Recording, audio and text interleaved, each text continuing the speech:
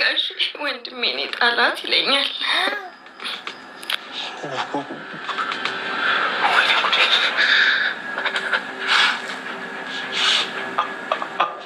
አባዬ ዳጣን ከሰላም ነው የወለዳት? እኔ አላምንም፣ ማመን ይከብደኛል። ወይኔ ጉዴ! ውስጥ ላይ ገባሁት። ቤቢ በሩን ፈቺው! ቤቢ በሩን ፈቺልኝ! አብየል በስተመጨረሻ ያሰበችውና ያቀደችው ነገር አግኝታለች። ያሰበችው ሳታሳካ የማተኛ አብየል ሰላምን ለናታን የሰጠችው ወረቀት ምን እንደሆነ ለማወቅ ሳታውቅ አልተኛም ያለችው አብየል ዛሬ ተሳካላት፣ ደስተኛ ሆናለች። በክፍሉ ወረቀቱ የት እንደሚያስቀምጠው ለማየት ካሜራ አስቀምጣ ነበረች በናታን ክፍል።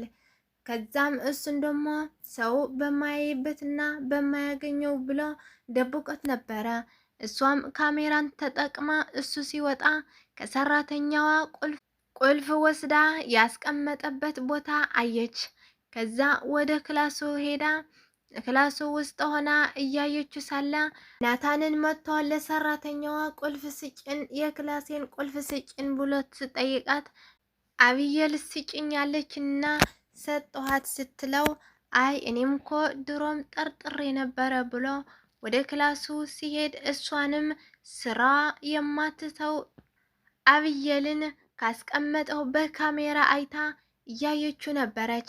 ከዛም ናታንን ተናዶ ወረቀቱን ለመውሰድ ብሎ በሁለት ክፍል ቀደደ። አሁን ደስተኛ ናት።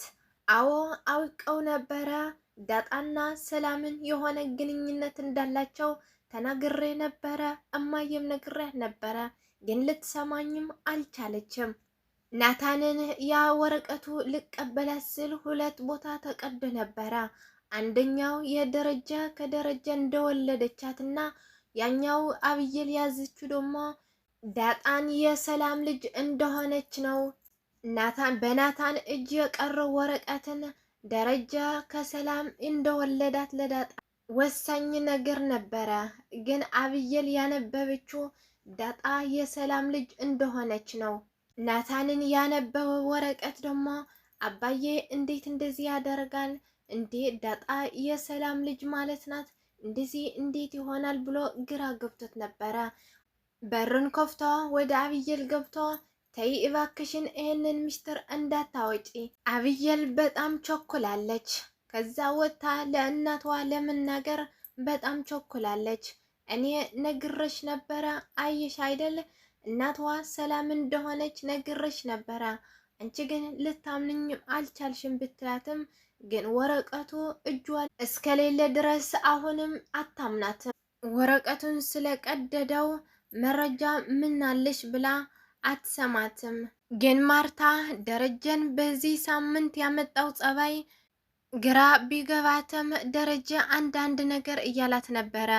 እኔና ባንቺ መሀል የሆነ ነገር ቢፈጠር ምንድነው የምታረጊ ስላትና ባለፈው ወደ ሰላም ሄዳ ማርታ ትንሽ ነገር ነግራት ነበረ። ባልሽ ማን ነው ብላት ነበረ። እሷ ደግሞ ባሌ አንድ ቀን አስተዋውቅሻለሁ፣ ባሌ እናንተ ሰፈር እዛው ነው። ማርታም በጎረዎቹ ሰዎች እየተወራን ያለ እውነት እንዳይሆን ብላ ትንሽ ፈርታለች። ዛም ተጠራጥራለች። አንቺ ወደ እሷ እንዳትሄጂ፣ ሁለተኛ ወደ እሷ ሄደሽ እንዳትጠይቂያት፣ የሆነ ነገር ካለ እኔ ሄጄ እነግርሻለሁ፣ ችግር የለውም እኔ ሄጄ ላንቺ መጥቼ እነግርሻለሁ ሲላት ትንሽ ግራ ቢገባትም እሷ ግን ሰላምን አንድ ቀን እነግርሻለሁ ስላለቻት ችግር የለውም አንድ ቀን ስትነግረኝ ሁሉም ነገር ማወቀው አይቀርም ብላ ለራሷ ተስፋ እየሰጠችና እንዳላወቀች እየሆነች ናት ያለችው። ናታንን በጣም ጭንቅ ላይ ነው ያለው። ምክንያቱም አደራ ብላ የሰጠችው ወረቀትን ሚስጥር ስለሆነ ሌላ ሰው እንዳያነበው ዳጣ ብቻዋ እንድታነበው ነው ያሰጣችው። አደራ ብላ ስትሰጠው አብየል ደግሞ በአብየል እጅ ገባ። አብየል ደግሞ በጣም ቸኩላለች። ሁሉንም ነገር እናገራለሁ ብላ ስትሄድ ኧረ ተይ እባክሽን ይሄንን ሚስጥር እንዳትናገር፣ ትዳሩን ይፈርሳል፣ ትዳሩ ይሄንን ቤት ትዳር ይፈርሳል። ምን ያጋናኘዋል ይሄንን ከትዳር? መጀመሪያ ለዳጣ ያመጣት እንኳ አባዬ ነው። ከአባዬ የአባዬ ልጅ ትሆን እንዴ ብላ እየተጠራጠረች ለእናቷ ልትነግራት ቸኩላለች። ናታንን ደግሞ ምን ውስጥ ነው የገባሁት? ምን ውስጥ ነው የገባሁት? ይህንን ወረቀት የተቀበልኩበት ቀን ምን አይነት ቀን ነው? ምን ውስጥ ነው የገባሁት ብሎ እየተጨናነቀ እኔ በእኔ ምክንያት መፍረስ የለበትም እባክሽን ተይ ተይ ይህንን ምስጢር አታውጪ ሲላት፣ እሷ ደግሞ እኔ አወጣለሁ እናገራለሁ ልቀቀኝ ስትለው፣ እሱ ደግሞ አይሆንም ተይ ተይ ይህንን ቤት እንዳይፈርስና ትዳራቸው እንዳይባላሽ ብሎ እንድትወጣ አልፈቀደላትም።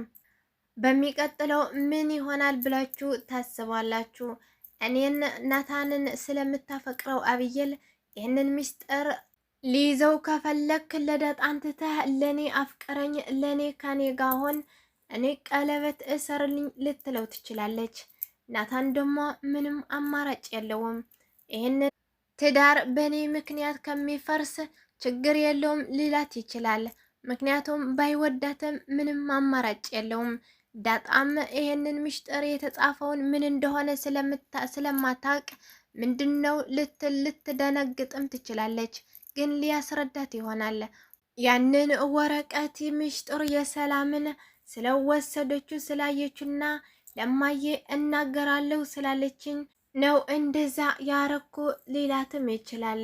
ግን አይዞሽ ለትንሽ ጊዜ ነው እንጂ ካንቺ ጋር ነኝ ሊላትም ይችላል። በሚቀጥለው ምን እንደሚሆን ምን ትነግራለች ወይስ አትናገርም ወይስ እንዳልነው ይሆናል ያደርጋል ናታንን አብረን ምናየው ይሆናል። እስከዛው ግን በሚቀጥለው እስከምመለስ ቸር ቆይልኝ። ወዳችኋለሁ። ባይ ባይ። ኤቢ እባክሽ በእኔ ምክንያት ይሄ ቤት መፍረስ የለበትም። እማዬ እማዬ አባ እማዬ ዝም በይ ኤቢ።